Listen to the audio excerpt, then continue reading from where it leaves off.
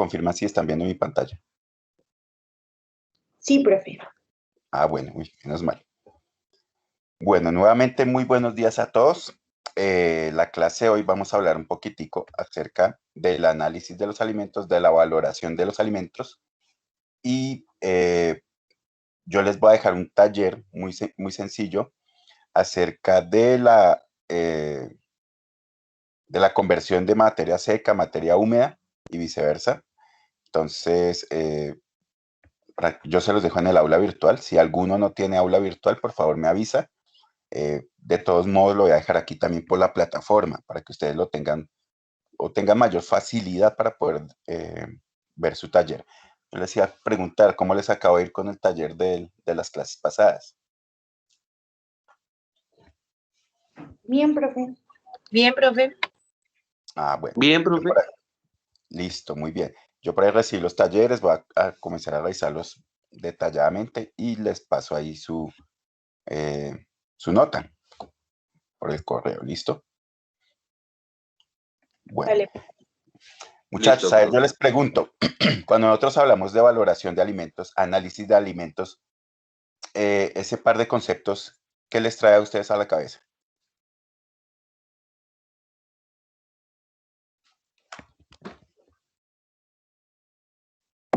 Puede ser como el porcentaje de nutrientes que tiene cada alimento, algo así. Pues exactamente, esa es una parte, ¿no? Es la densidad nutricional de los ingredientes, de los alimentos, ¿cierto? Muy bien. Entonces, análisis de alimentos. Entonces, es una caracterización. Entonces, vamos a ver, como su nombre lo indica, las características, tanto físicas como químicas, es decir, un análisis físico-químico de los alimentos, porque recuerden que un alimento puede estar compuesto de diferentes ingredientes, ¿cierto? Un alimento puede ser un balanceado, y un balanceado está compuesto por una gran cantidad de ingredientes, es decir, cada pepita, cada pellet, se garantiza pues que contenga cada uno de los ingredientes y se garantiza que contiene cada uno de los nutrientes que va a necesitar el animal, ¿cierto? Entonces es a realizar esa caracterización físico-química, tanto de alimentos como de ingredientes. ¿Y cuál será el propósito? Pues conocer si hay la presencia o si existen los nutrientes necesarios o si hay carencia o ausencia de algún tipo de nutrientes, nutriente o nutrientes dentro de esos alimentos o dentro de esos ingredientes. Bueno, yo por ahí les di una pasadita a la clase pasada, la primera clase, perdón. Los alimentos, los ingredientes, si nosotros nos vamos a pensar, por ejemplo, en un grano de maíz, en un grano de soya, en un grano de balanceado, en un forraje, están compuestos de dos grandes fracciones, ¿cierto? Una que es la materia seca y otra es pues la parte húmeda, el agua. Si ustedes recuerdan, esa materia seca está compuesta a su vez de dos grandes bloques, dos fracciones. Una que es la materia orgánica y otra es la materia inorgánica. Entonces, ¿de qué se compone esa materia orgánica? De los carbohidratos, que en este caso pueden ser estructurales y no estructurales. Más adelante vamos a ver eso. Los compuestos nitrogenados, es decir, todo lo que contenga nitrógeno en un momento dado. Digamos, la proteína, la urea, todo lo que contenga nitrógeno encaja dentro de ese grupo. Los lípidos y las vitaminas. Dentro de la materia inorgánica, pues, ¿qué vamos a tener? Los minerales, ¿cierto? Tanto macro como microelementos, o macro y micro minerales. Bueno, hasta aquí clarito, pues, ese cuadro.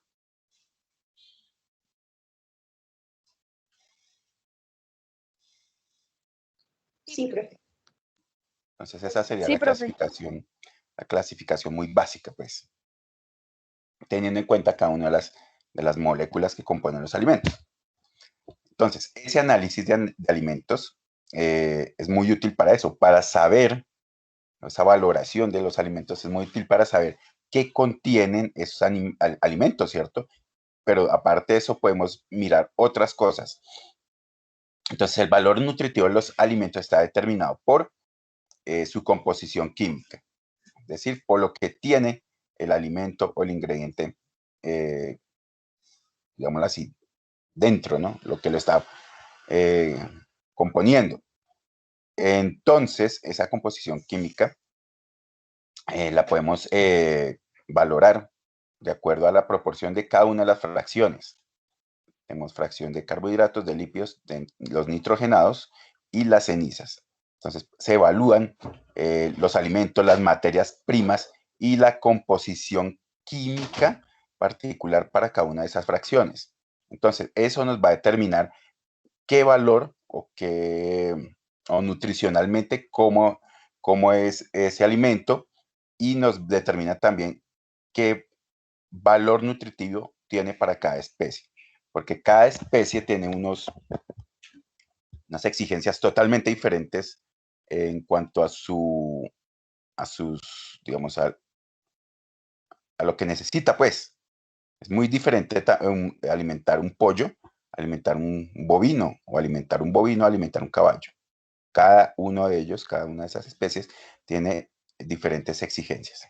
Inclusive, vamos a más allá, dentro de una misma especie, dependiendo del estado fisiológico, también va a tener, o el estado de desarrollo, van a tener unas exigencias totalmente diferentes.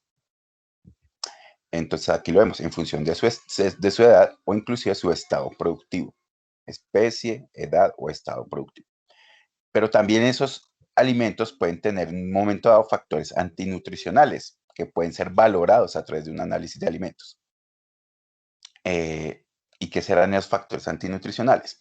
Son sustancias, pues obviamente naturales, porque están presentes dentro de los ingredientes, dentro de los alimentos, que inhiben la utilización de otros nutrientes o tienen la propiedad de degradarlos. Por ejemplo, los oligosacáridos, el ácido fítico, los taninos. Entonces, pueden inhibir que se absorban digámoslo así, inhiben la utilización de algunos nutrientes o degradar esos nutrientes que puedan contener en un momento a los alimentos. Y pues digamos, en forrajes, leguminosas, arbóreas, arbustivas, arbóreas, es muy común, por ejemplo, que haya presencia de taninos.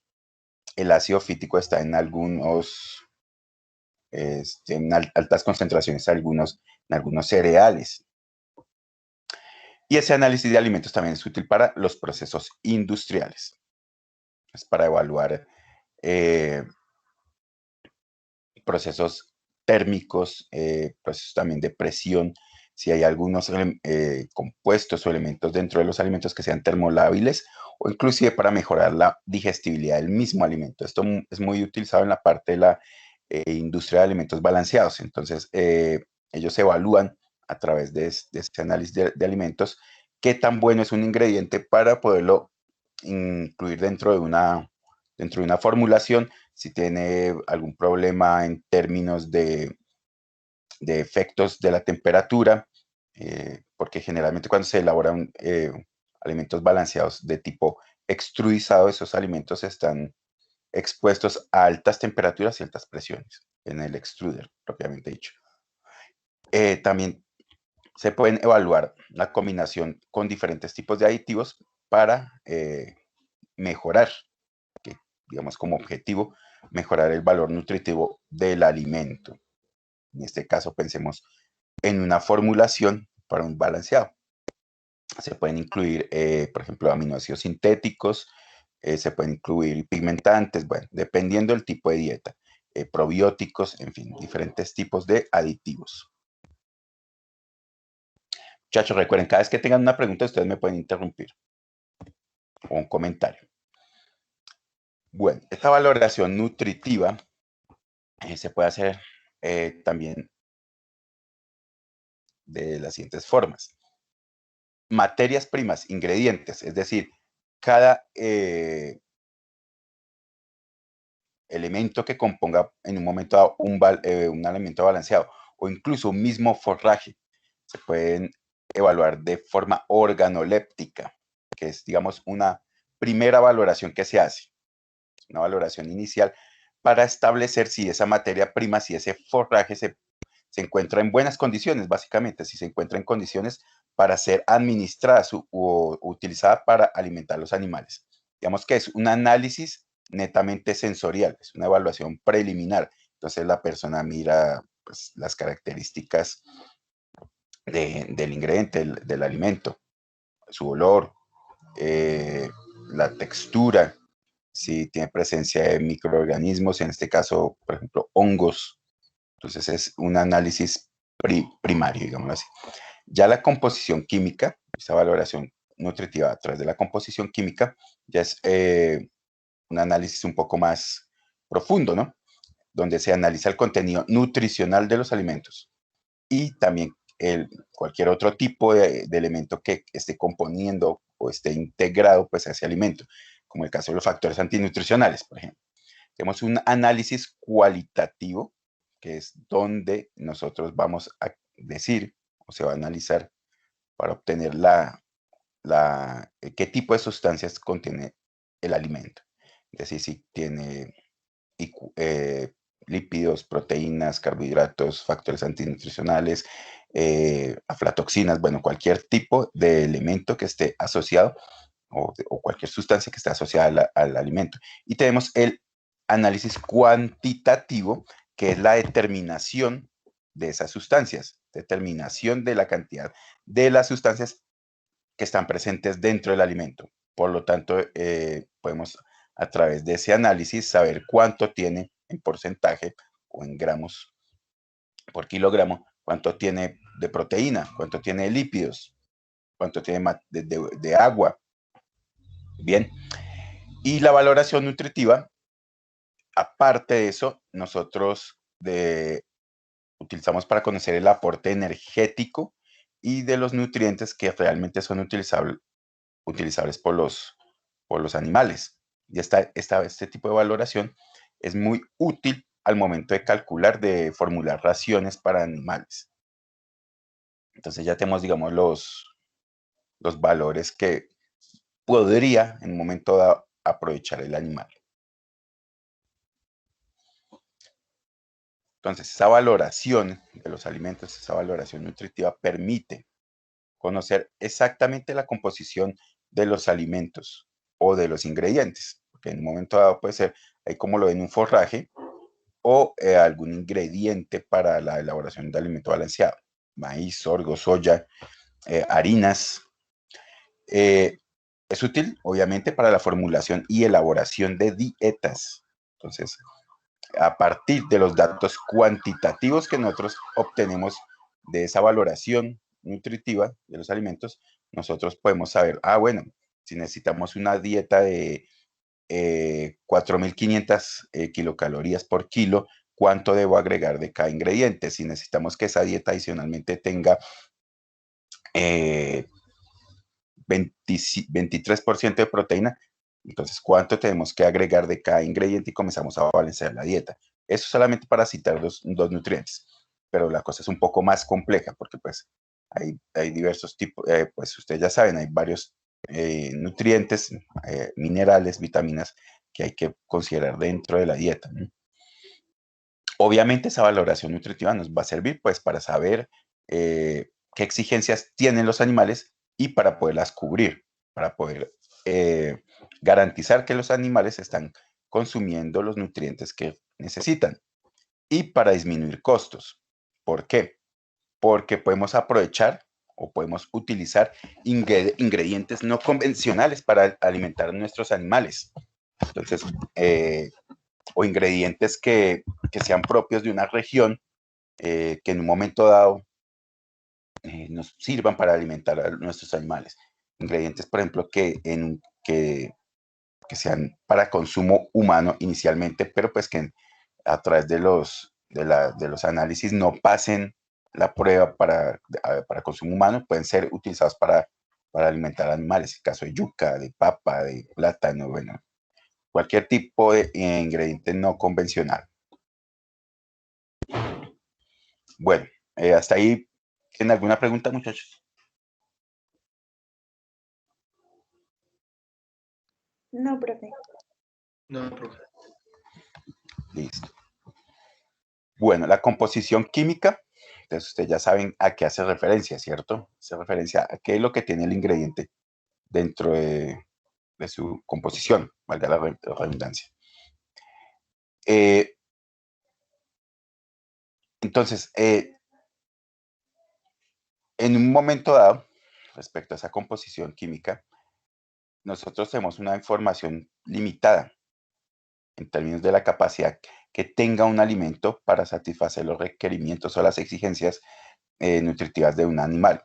Por tanto, es por eso que hacemos este tipo de valoraciones, ¿cierto? Nosotros podemos tener un pasto, físicamente lo vemos, podemos hacer un análisis sensorial de ese pasto, pero ¿qué contiene? Pues no sabemos. Entonces ahí tendremos una información limitada que la vamos a develar esa información a través de la valoración química, de la composición química de ese alimento.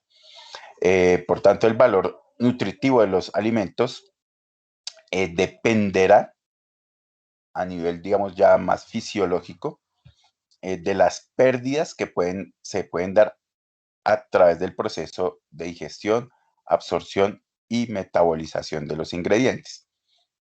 Entonces, para eso, por ejemplo, se utilizan marcadores de digestibilidad, por ejemplo, el óxido de cromo. Entonces, cuando dentro de un alimento que se desea valorar pues, su contenido nutricional, entonces se coloca un marcador, como el que les acabo de comentar, el óxido de cromo. Se coloca una cantidad determinada. Y lo que se pueda recolectar en las heces es lo que, digamos, el animal excretó de ese marcador. Indica que es lo que el animal no va a provecho del alimento. Entonces, digamos que el animal, perdón, que nos da un indicador de cuál fue la digestibilidad de ese alimento. Es decir, qué tanto puede aprovechar el animal de ese alimento, haciendo digamos, una simple diferencia entre lo que ingresó versus lo que salió, ¿no? Entonces ahí tenemos los índices, algunos valores nutricionales de unas materias primas. Tenemos el maíz molido, la harina de soya, la afrecho de trigo, heno de alfalfa y heno de pasto. Entonces ustedes se dan cuenta que cada una de esas materias primas tienen diferentes valores, tanto en materia seca, proteína bruta, FDN, FDA, que son las fibras, más adelante vamos a ver eso, el EE es el extracto etéreo, y DMS es la digestibilidad de la materia seca. Y tenemos también la parte de la energía metabolizable, que está expresada en megacalorías por kilogramo de materia seca. Entonces ahí de resaltar que los ingredientes, cada uno tiene una composición química totalmente diferente, ¿cierto? Entonces veamos el caso de la harina de soya. Tiene una alta cantidad de materia seca, hasta el 92%, proteína bruta del 45% más. Hay diferentes, digamos, tipos, calidades de harina de soya. Hay harinas de soya que tienen incluso menos proteína bruta, el 38, el 40, el 42. Las fibras, por ser un grano, pues digamos que es relativamente bajo en fibras, ¿no? Extracto etéreos, los granos en general, a no ser que sean granos de perdón, de oleaginosas, como este caso de la soya, tienen, digamos, contenidos de extracto etéreo relativamente entre medios y altos. Digestibilidad de esa materia seca, ¿eso qué quiere decir? Que el 92% de esa materia seca, aproximadamente 83% es digestible.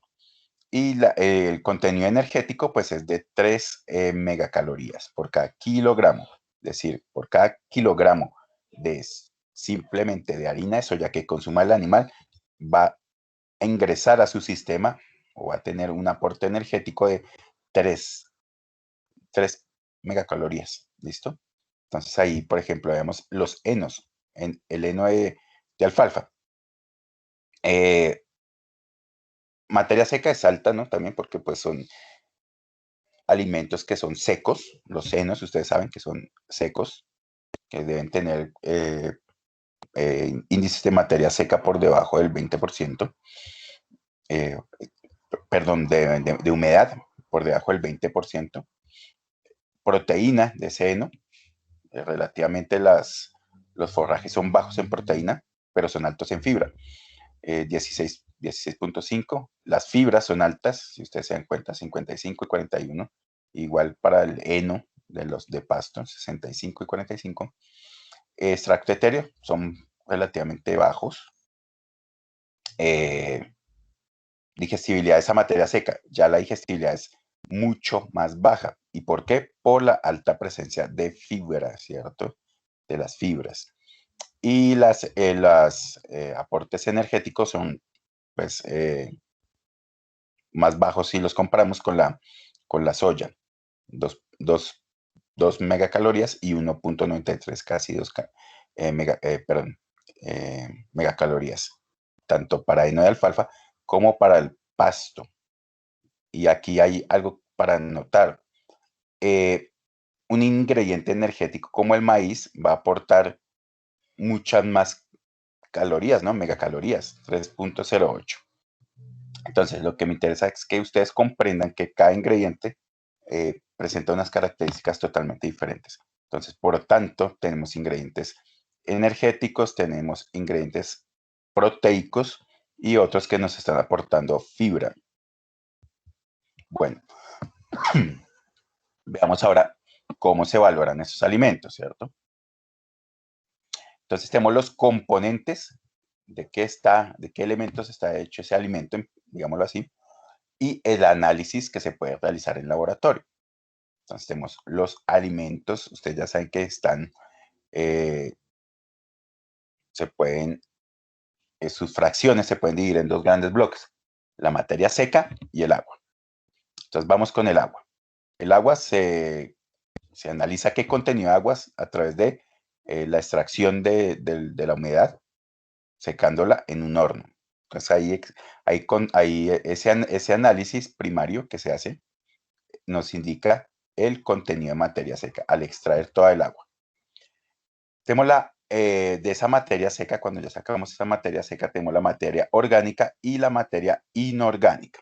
Entonces, compuestos nitrogenados, materia orgánica, compuestos nitrogenados. Ustedes ya saben qué compone la materia orgánica. Carbohidratos, lípidos, proteínas, vitaminas. Y también, digamos, las fibras, que es importante analizar en el caso de los rumiantes. Compuestos nitrogenados. Se analiza a través de que de la proteína cruda. Y aquí se analiza, por ser proteína cruda, estamos analizando cualquier tipo de compuesto que tenga nitrógeno, ya sean proteínas, aminoácidos, aminas, urea. Todo compuesto que contenga proteína se va a ese análisis. Es decir, ese análisis no hace una separación entre qué es proteína y qué es y qué otro elemento que no sea proteico, de origen proteico. Tenemos los carbohidratos. Dentro de los carbohidratos, pues vamos a analizar los que hacen parte de la pared celular y los que no hacen parte de la pared celular. Los que hacen parte de la pared celular los llamamos compuestos o carbohidratos, perdón, estructurales, y los que no hacen parte de la pared celular son los carbohidratos no estructurales. ¿Y cómo se determinan? Los que no hacen parte de la pared celular. Del total se le resta la proteína, es decir, del 100% de una muestra, se resta la proteína, el extracto etéreo, perdón, la ceniza y la fibra en detergente neutro. Entonces, ese se calcula, básicamente es un cálculo matemático que se hace, no se hace un análisis de laboratorio realmente. Entonces, ¿ahí qué hay dentro de esa, o qué elementos encontramos de esos carbohidratos no estructurales? Glucosas, pectinas, almidón y cualquier tipo de azúcar no asociado a la pared celular. Tenemos la pared de la celular, no son los carbohidratos estructurales, se analizan a través de la fibra en detergente neutro y la fibra en detergente ácido. Y básicamente, ¿cuáles son? Celulosa, hemicelulosa y lignina. Entonces también podemos analizar los famosos compuestos fenólicos. Uno de ellos es la lignina, pero se analiza a través de de fibra en detergente neutro y fibra en detergente ácido. Tenemos otros compuestos fenólicos muy comunes, que son los taninos, por ejemplo. En caso de análisis de forrajes de leguminosas, pues es muy común pues, que esas leguminosas contengan taninos, pero realmente ellos, digamos, no son analizados de forma práctica. Se pueden analizar, sí, pero rutinariamente, prácticamente no los hacen.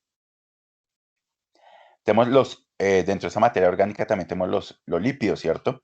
Que pueden ser lípidos sencillos o compuestos, y se analizan a través del extracto etéreo, a través de un proceso que involucra la utilización de solventes, se volatilizan esos lípidos y ahí se pueden analizar a través de un aparato que es esperen a ver un momentico, es se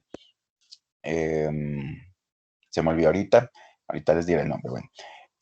¿Qué analizamos? Triglicéridos, ácidos grasos, ceras, pigmentos, fosfolípidos, cualquier lípido que esté asociado pues, al alimento, ¿cierto? Y tenemos las vitaminas, que son de dos tipos, las solubles en agua, hidrosolubles, y las solubles en lípidos, liposolubles. Generalmente no se analizan. Bueno.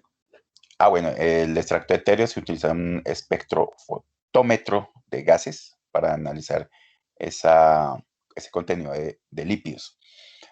En cuanto a la materia inorgánica, ¿cierto? La materia mineral de los alimentos, ¿qué vamos a analizar? Los macro y microelementos, que eso se hace a través de la combustión completa de una muestra de alimento, y queda que es únicamente la materia mineral, es decir, la ceniza. Y ahí se podemos analizar de forma cualitativa y cuantitativa todos los minerales. Y tenemos también, pues, digamos, básicamente la fibra en detergente ácido, pero digamos que no es un análisis que se haga por separado, sino se va analizando en conjunto cuando hacemos el análisis de las fibras. Pero digamos que en la parte inorgánica, básicamente lo que se analiza son las cenizas, ¿cierto? El contenido de minerales. Listo.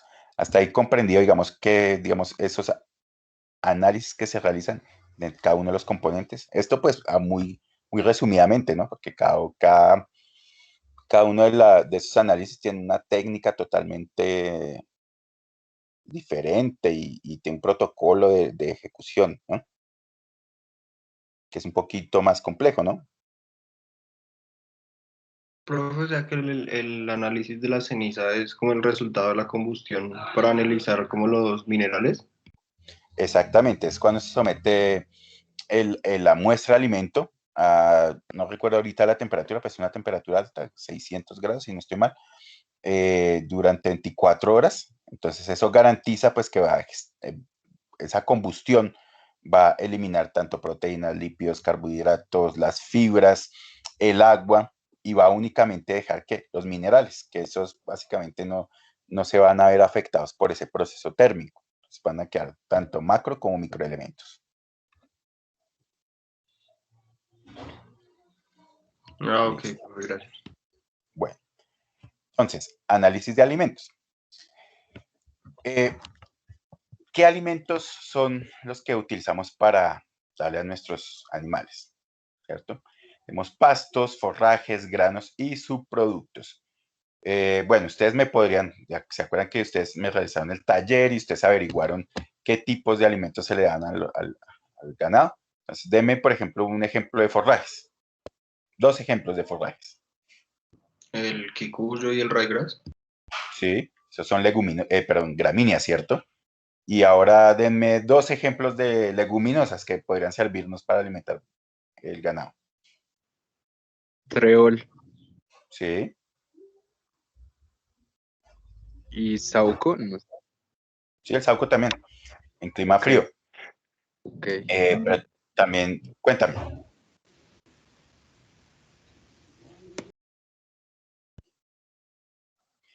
En términos de leguminosas hay una gran diversidad también, ¿no? Están las arbóreas, por ejemplo, Patata. exactamente, leucaena, el matarratón, la morera, bueno, hay una gran diversidad de forrajes de leguminosas. En granos, por ejemplo, denme 2 ejemplos de granos que se pueden utilizar. El maíz. Sí, el maíz, aporte energético principalmente. ¿Cuál otro? Maní. Maní forrajero se utiliza como forraje, pero yo no tengo claro si utilicen el maní como tal para alimentar el animal, es decir, la semillita esa, para alimentar animales. Me tocaría averiguar, pero puede ser, digamos, un recurso hasta interesante, porque a partir de maní se puede extraer aceite y quedaría, digamos, como un subproducto la torta de maní. Sería hasta interesante. Bueno, otro grano. Ahí entraría La lo semilla de del arroz. girasol. Haría. Girasol, sí, claro.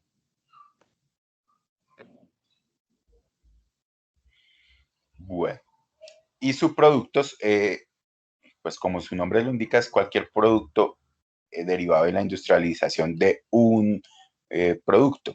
O sea, aquí podemos citar, por ejemplo, las harinas, las tortas, las mogollas, bueno, subproductos de panadería, en fin, hay diversidad de ingredientes, ¿no? Por lo tanto, esos alimentos son los que comúnmente se utilizan para alimentar el ganado, ¿cierto? Independientemente del tipo de alimento, esos alimentos van a contener todos los nutrientes, pero en muy diferentes proporciones, como ya lo vimos en la tablita, vimos unas diapositivas atrás, ¿cierto? Entonces, van a existir variaciones notables en cuanto al contenido de proteína, de fibras, de carbohidratos, de lípidos, de vitaminas y de minerales. Entonces, pero en términos de clasificación de esos alimentos, el NRC, que es el National Research Council, ha clasificado esos alimentos de la siguiente forma. Forrajes secos y toscos. Es decir, cualquier tipo de forraje que esté seco, ¿no? Ahí tenemos henos de leguminosas, pajas y rastrojos, forrajes, es decir, la parte aérea, incluyendo espigas y cáscaras, las hojas también.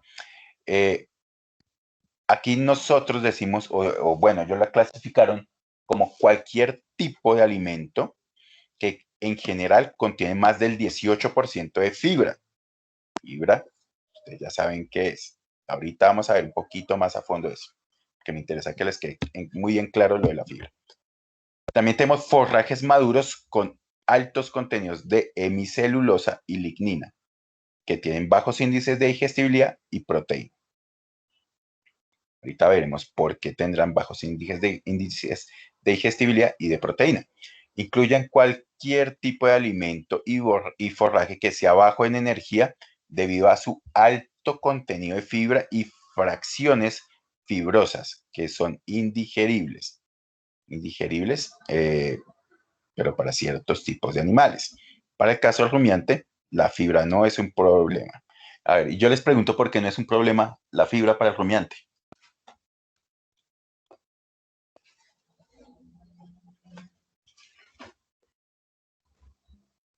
Pues no sé, profe, si tengo la razón, pero pues creo que las plantas pues contienen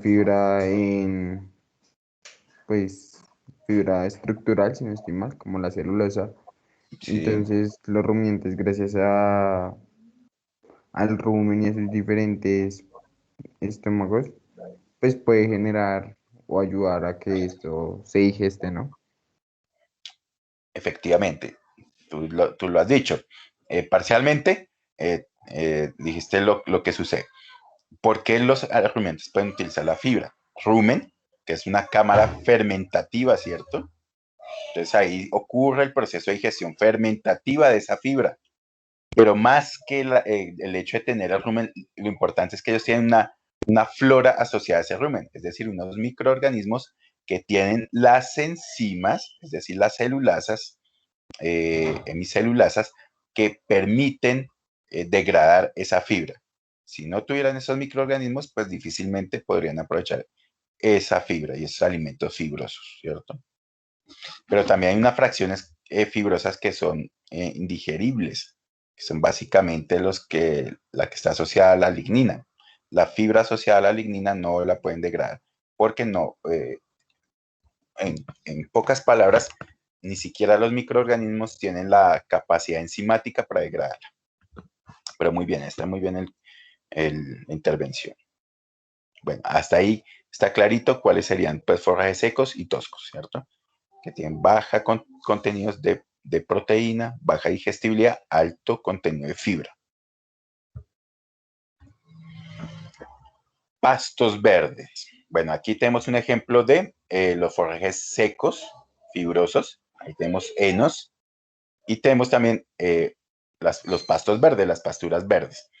Hacen referencia a cualquier tipo de pasto, pongámoslo más general, cualquier tipo de forraje fresco, ya sea de gramínea o leguminosa. Incluye, digamos, pastos con alto contenido de materia verde. Es decir, básicamente frescos, ¿no? Que tengan por encima de un 70% de materia verde. Por lo tanto, van a tener alta humedad, ¿cierto? En ese sentido, hablamos de los forrajes que no han sido cortados y cortados para ensilar o para enificar.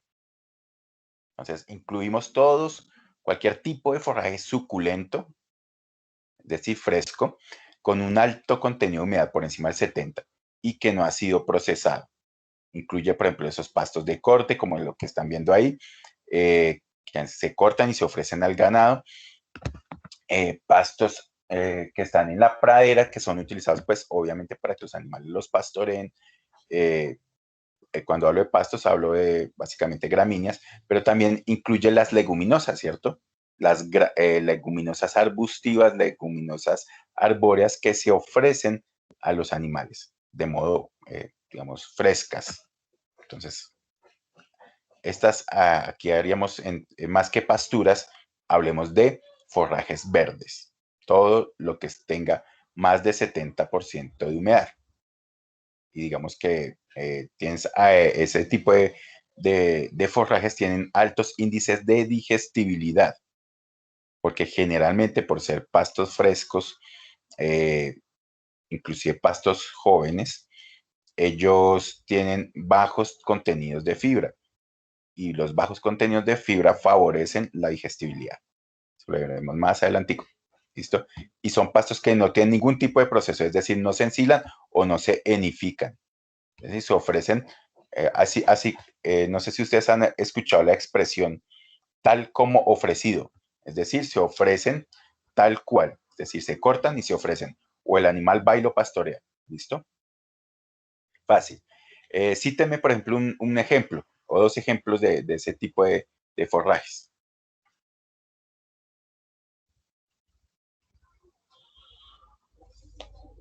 Kikuyu y raygrass. Exactamente, un kikuyu, un ryegrass, una avena forrajera que se utilice, que se corte y se le ofrezca a los animales. Un maíz que en un momento dado se corte y que no sea enificado ni ensilado, ¿no? Que se ofrezca a los animales. Caña forrajera, matarratón, leucaena, morera, alfalfa, ¿listo? Tenemos dentro de ese análisis de alimentos lo que vimos previamente, está más asociado a los forrajes, ¿cierto? Vimos los que son secos, que tienen procesos de enificación o inclusive de ensilaje, y tenemos los frescos.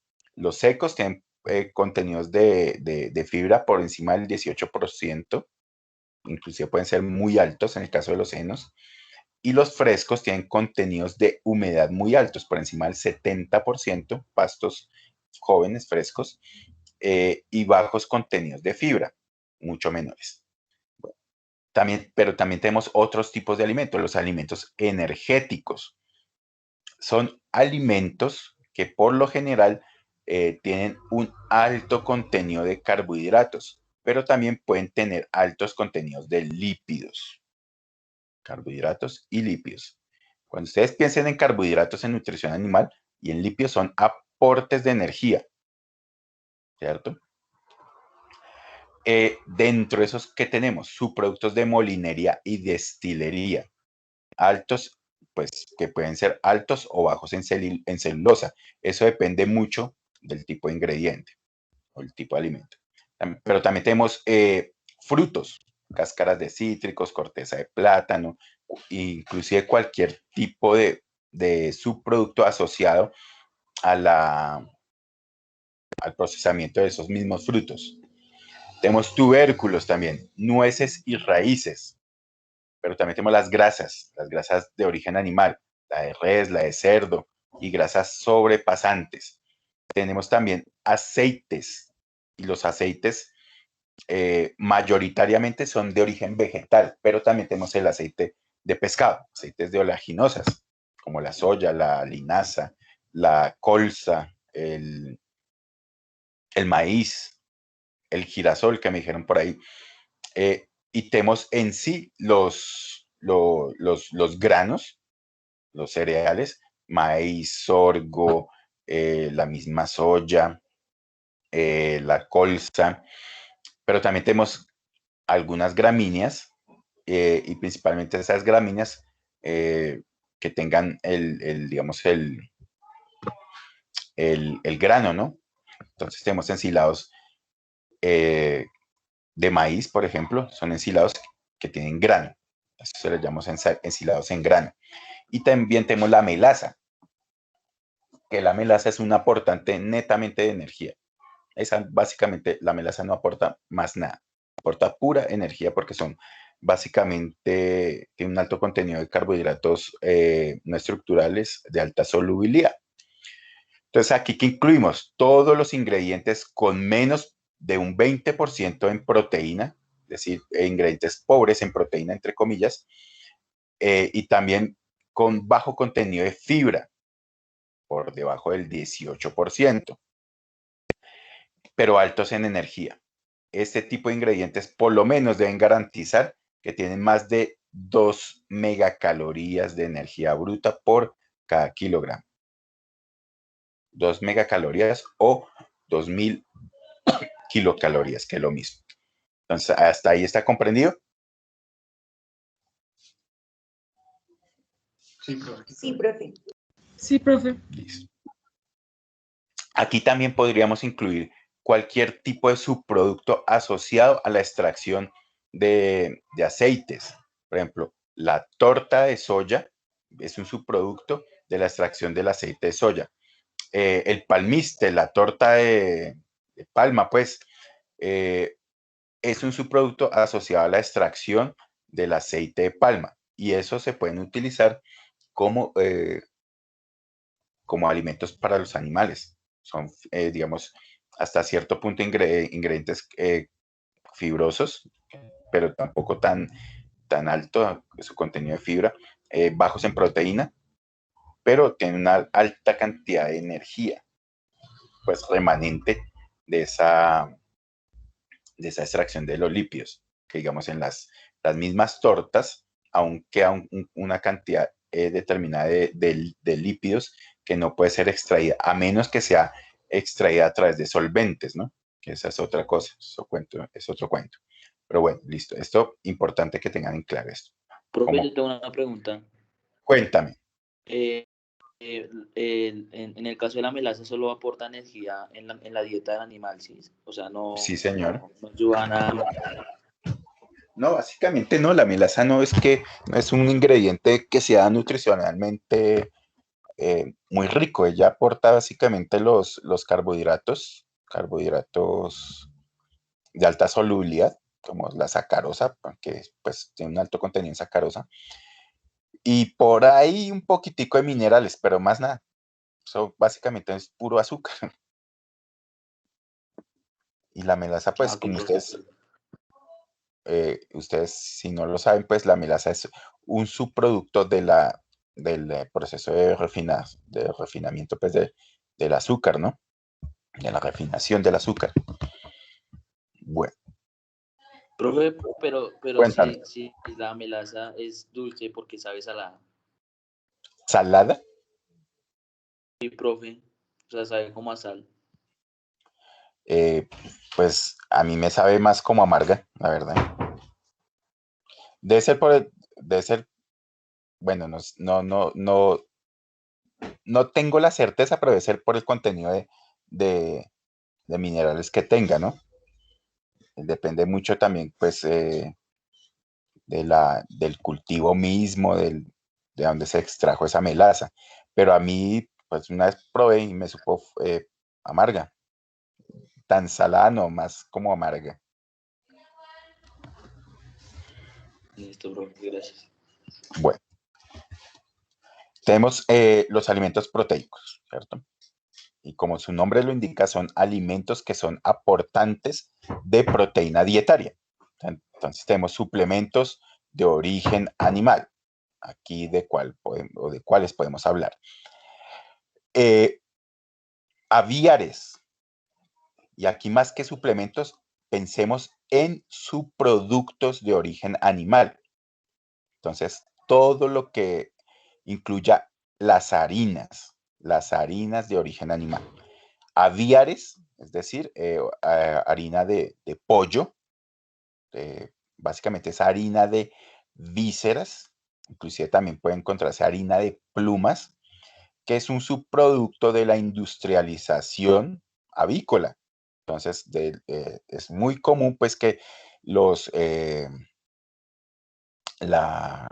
plantas de beneficio avícola comercialicen toda esa cantidad de subproductos, la grasa, las vísceras que no son utilizadas, porque pues digamos, aquí en Colombia pues tenemos un mercado de vísceras de pollo que es básicamente ¿cuál? Cabeza, molleja, patas y no me acuerdo qué otra cosa incluyen ahí dentro de las vísceras, pero digamos que es un mercado que inclusive está como con la tendencia a desaparecer. Antiguamente, yo no sé si ustedes recuerdan, cuando uno compraba un pollo, le vendían el pollo y con las vísceras, ¿cierto? Es decir, la molleja, las paticas, ahora venden el pollo solo. Pero digamos que todo ese conjunto de vísceras, esos, llamémoslos de una forma más general, todos esos subproductos del beneficio avícola no se desaprovechan, se pueden comercializar para la elaboración de esas harinas aviares. Tenemos los marinos, las harinas de origen marino. Ahí, ¿cuál tenemos? La harina de pescado, básicamente. La harina de pescado, que es un recurso supremamente bueno, es excelente, pero es muy caro también. Es un recurso que proviene de la industrialización de algunas especies de peces. Tenemos la anchova, la anchoveta, que son utilizadas única y exclusivamente para la extracción de aceite y para la elaboración de harinas. Pero como ustedes saben, eso tiene, digamos, en términos ambientales, eso tiene un impacto muy grande, porque se hacen pescas con unas redes de arrastre muy grandes y se pescan esos cardúmenes de anchovas, de anchovetas, y si ahí por ahí se va algún otro tipo de pececito, pues ahí también va incluido para la elaboración de esos productos para la alimentación animal.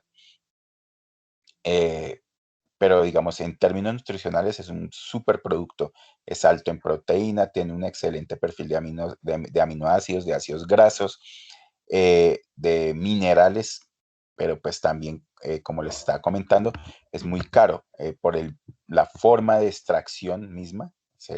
Son peces marinos que tienen que ir a alta mar, pues los barcos a pescarlos. El mismo proceso de industrialización, de elaboración, es costoso, ¿no? Y incrementa los costos, pues, de esas mismas harinas. Tenemos también lo que es derivado de los productos lácteos, de la producción de lácteos, los sueros, los lactosueros, leche que no es apta para el consumo humano, se puede utilizar para generar productos para alimentar los animales. Y también tenemos otros ingredientes de origen industrial, como la urea, el biuret. Tenemos también la harina de carne y huesos, que es de origen bovino. Pero ojo, nunca se debe utilizar ingredientes de origen bovino para alimentar bovinos. Porque ustedes, si no lo recuerdan, hubo hace unos años un problema con una enfermedad que era la famosa vaca loca, que era una enfermedad asociada a la nutrición. ¿Y por qué la nutrición? Porque alimentaron vacas con harina bovinas, harinas de carne y hueso y otros, digamos, otros subproductos, ¿no?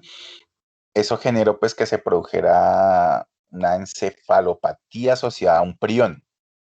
Entonces, de ahí en adelante se prohibió la utilización de esas harinas para alimentar rumiantes en términos generales, no solo los bovinos, rumiantes. Pero sí se puede utilizar en la inclusión para dietas para cerdos, para aves, para perros, gatos, peces. Entonces, para esas especies, para los monogástricos, no hay mayor problema. Bueno, también tenemos los alimentos proteicos, las harinas de origen vegetal. Entonces ahí tenemos las harinas asociadas a las semillas, por ejemplo, soya, y las leguminosas, ¿no? Pues la soya también es una leguminosa. Son cualquier tipo de harina, o inclusive las mismas tortas, producto de la industrialización o de la obtención de algún producto, y sobra o queda como subproducto esa harina. Tenemos harina de soya, las mismas tortas y harinas de cereales. Harinas de cereales que no sean aptas para consumo humano se pueden utilizar para consumo animal. En ese sentido, incluye cualquier tipo de ingrediente de origen animal y vegetal o vegetal que no ha sido procesado o que también son procesados, que contengan un 20% de proteína como mínimo. Es decir, su mayor aporte nutricional está dado por el aporte de proteína, por el aporte de nitrógeno. Tenemos los suplementos minerales. Los suplementos minerales son cualquier tipo de materia prima o de ingrediente que contenga fuentes minerales en forma orgánica o inorgánica. Orgánica, por ejemplo, el fósforo asociado al ácido fítico. Tenemos entre esos calcio, fósforo, magnesio, manganeso, cobalto, zinc. Es decir, cualquier fuente mineral que contenga algún tipo de mineral o varios minerales se puede utilizar como suplemento mineral. Pero en términos prácticos, pues venden ya las sales mineralizadas, ¿cierto? Entonces ahí ustedes ven un bulto de sal. Entonces ya son formulaciones de sales que se hacen para ofrecer a los animales. También tenemos los suplementos vitamínicos, y es cualquier tipo de sustancia, ya sea natural o sintética, química, que se obtiene a través de procesos químicos, industrialización química, que contengan fuentes vitamínicas para los animales, perdón. Y ahí tenemos que se deben considerar tanto las vitaminas lipo como las hidrosolubles. Y también se pueden encontrar las famosas premezclas vitamínicas, que contienen las cantidades adecuadas de vitaminas para los animales. De hecho, es muy común encontrar los famosos, los premix, las premezclas vitamínicas y minerales. Entonces, pues, esas premezclas vitamínicas minerales se utilizan dentro de la formulación de las raciones para los animales. Listo. ¿Hasta ahí está comprendido o tiene alguna pregunta?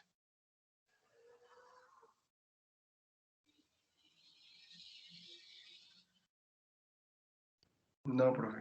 No, profe. Listo. Entonces, los alimentos también los podemos clasificar de la siguiente forma: en alimentos voluminosos, alimentos concentrados y los aditivos. Voluminosos, ¿cuáles serían? Básicamente los que aportan fibra. Entonces tenemos los forrajes, ¿cierto? Ya sean forrajes a nivel de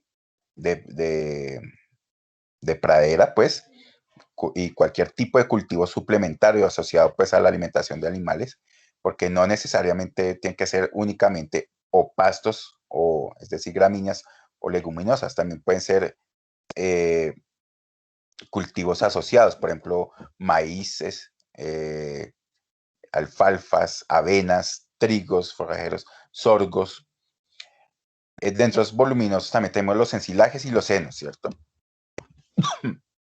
Que son aportantes principalmente de fibra. Tenemos los alimentos concentrados, que tenemos pues los energéticos y los proteicos, que entonces uno los clasifica así, concentrados, energéticos, proteicos.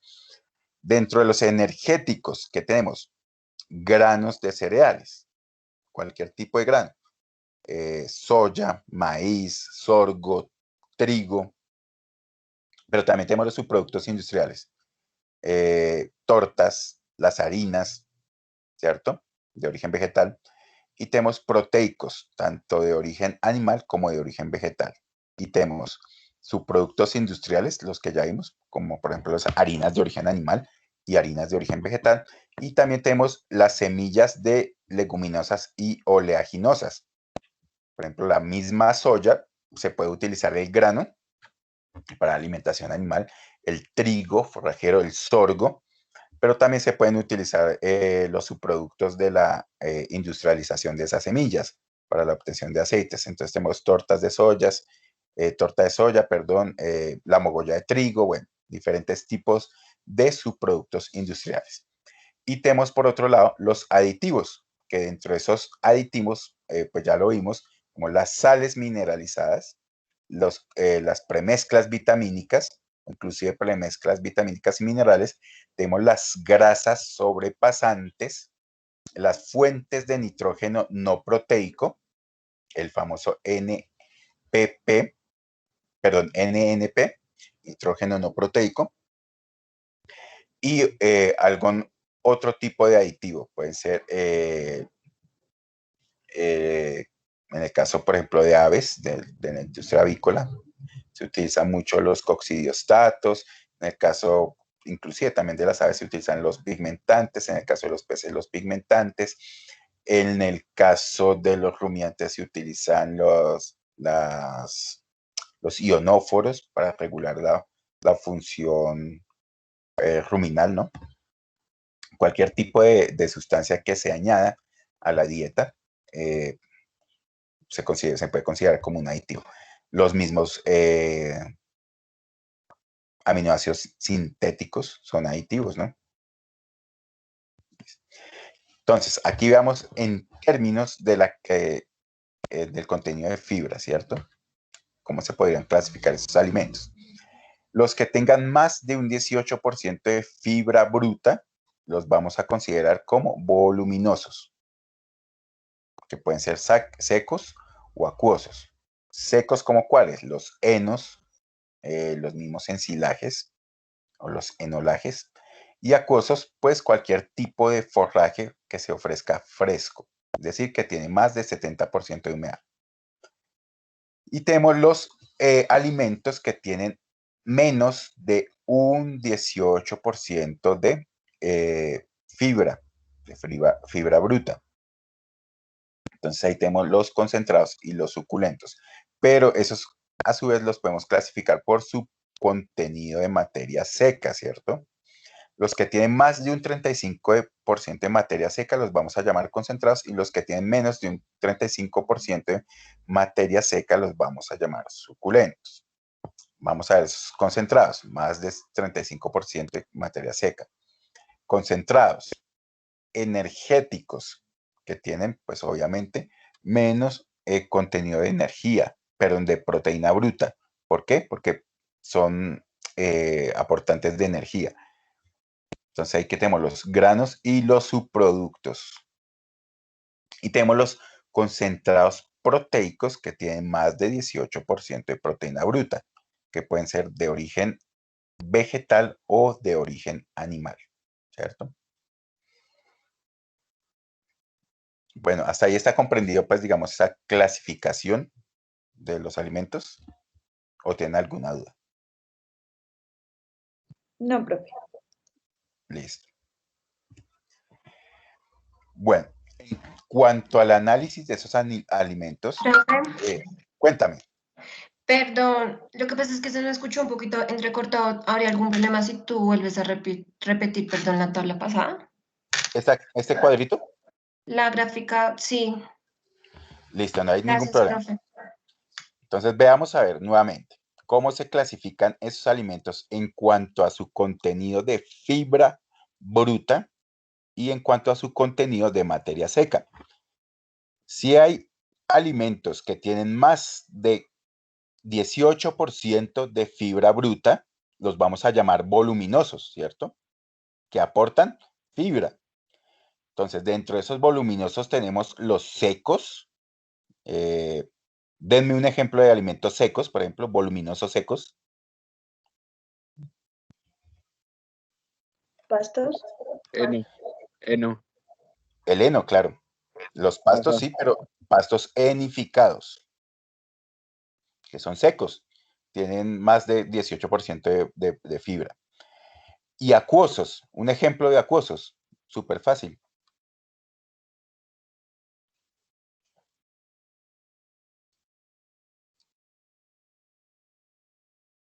¿Se acuerdan cuáles eran los que tenían más de 70% de humedad? Un forraje normal, ¿no? Sí, claro. Un forraje que está en pastoreo, por ejemplo, un pasto, un ryegrass, un quicuyo. Ese tipo de forrajes que tienen más de 70% de agua, de humedad. Entonces, en esos voluminosos tenemos los secos y los acuosos, que básicamente estamos hablando de ¿qué? De forrajes. Forrajes ya pueden ser gramíneas o leguminosas. ¿Listo? Pero también tenemos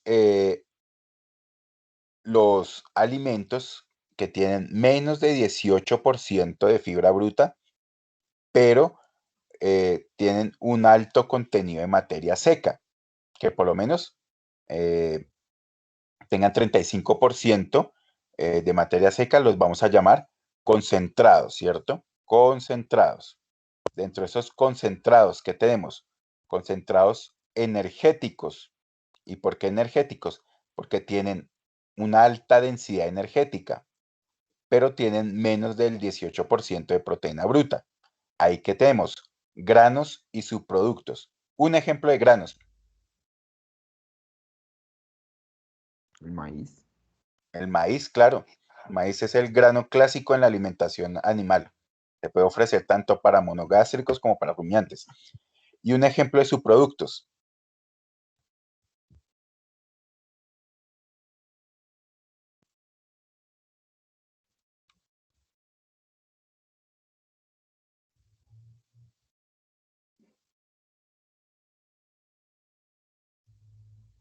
Subproducto energético, por ejemplo, el palmiste, que es derivado de la extracción del aceite de palma. Tenemos también concentrados de tipo proteico, y aquí decimos que esos tienen más de 18% de proteína bruta. Tenemos de origen vegetal. ¿Cuál me pueden decir?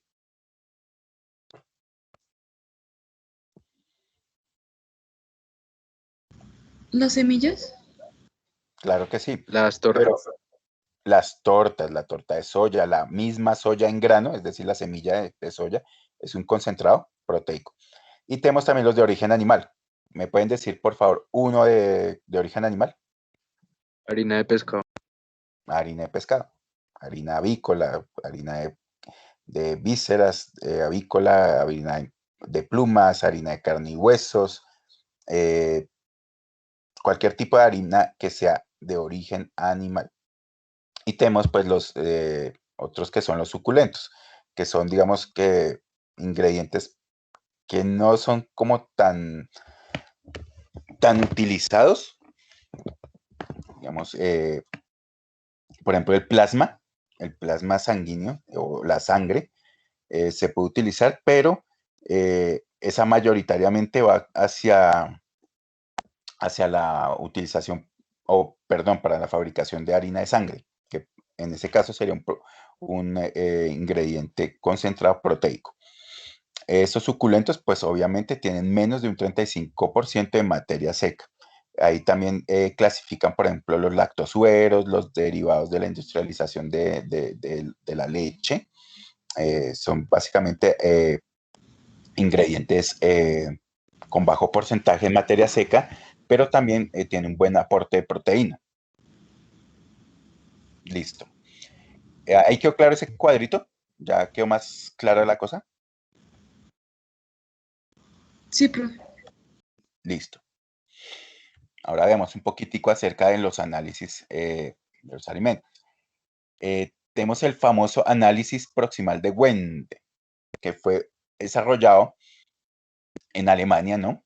En la estación experimental de Wende.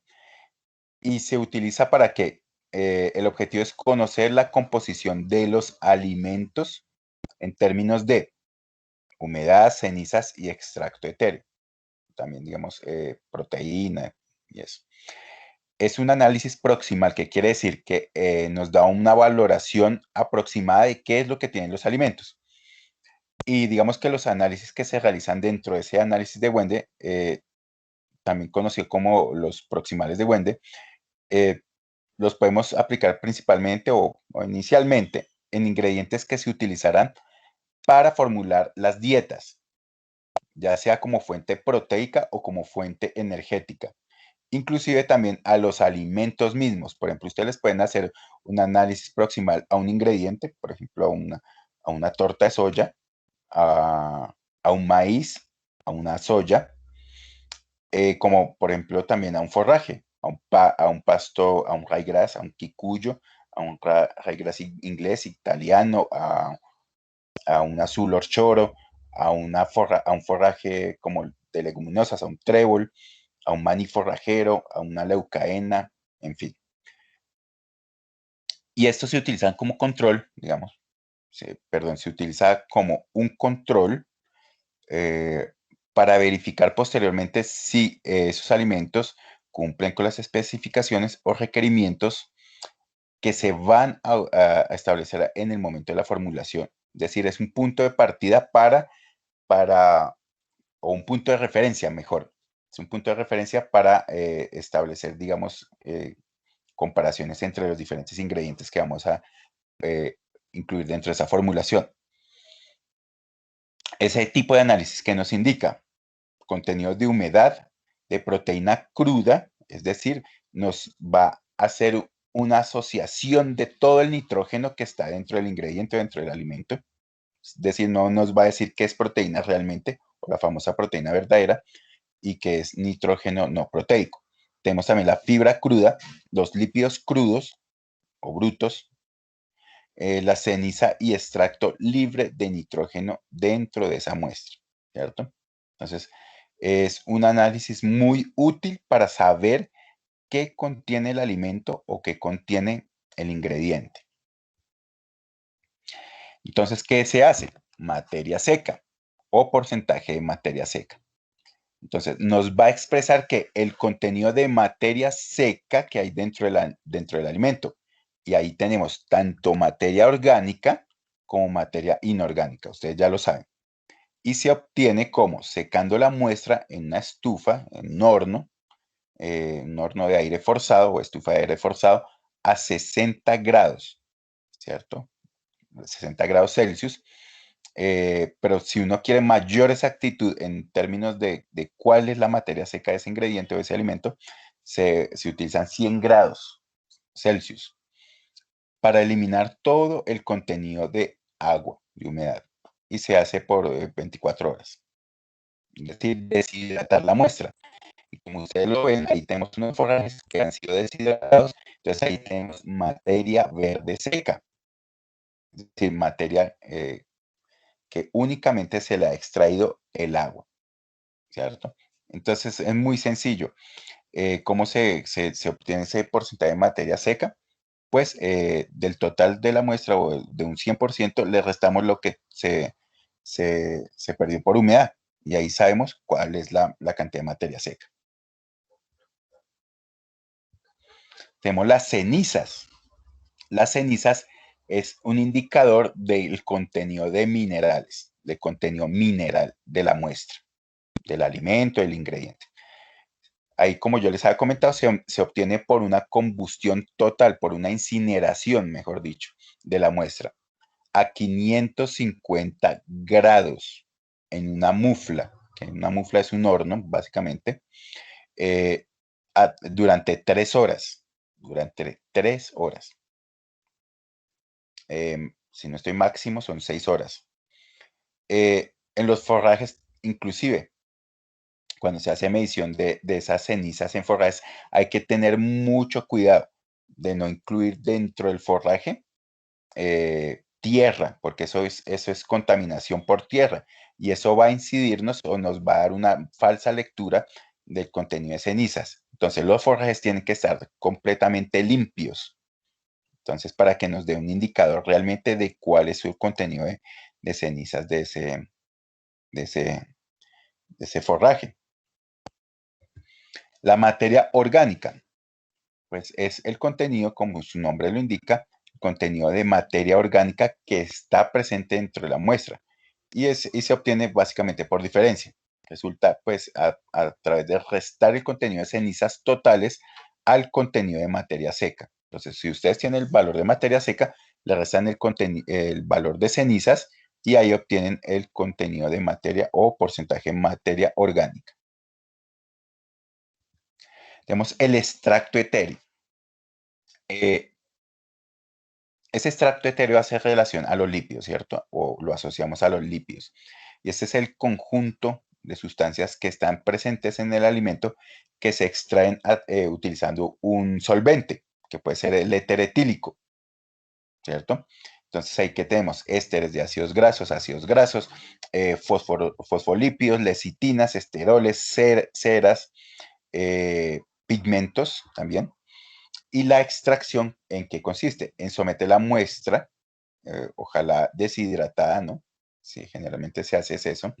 Primero se hace una previa deshidratación, se somete esa muestra a la extracción a través de la utilización de un solvente, en este caso puede ser, como les dije, el éter etílico, en un proceso de extracción continua que se denomina Soxhlet, utilizando el solvente como extractante de esos lípidos. Es decir, él los volatiliza y se leen a través de un aparatico. Puede ser el espectrofotómetro, de gases. Tenemos el nitrógeno en los alimentos. Entonces tenemos dos formas de nitrógeno. Uno que es el nitrógeno proteico y otro que es el nitrógeno no proteico, famoso NNP. El nitrógeno proteico, como su nombre lo indica, está asociado a las proteínas, ¿cierto? Y el nitrógeno no proteico está presente en cualquier tipo de compuesto que no es proteína. Pueden ser aminoácidos libres, aminas, amidas, purinas, alcaloides, sales de amonio, compuestos nítricos, amonio, nitritos, nitratos, y también la urea. Digamos, el análisis de proteínas se puede utilizar, se puede hacer a través del análisis de Hendal, ¿no? Para saber cuál es el contenido de proteína. Proteína cruda. Entonces, ¿cómo lo podemos analizar? ¿Cómo lo podemos valorar? O esa proteína cruda se obtiene a partir del contenido de nitrógeno total. Entonces, por lo tanto, estamos analizando nitrógeno proteico como nitrógeno no proteico. Entonces, es una estimativa del nitrógeno total que posee un alimento, que tiene un alimento, y se multiplica por el factor 6.25. ¿Por qué 6.25? Porque las proteínas, en términos prácticos, muy generalmente, las proteínas se dice que en promedio ellas contienen dentro de la estructura de la molécula 16% de nitrógeno.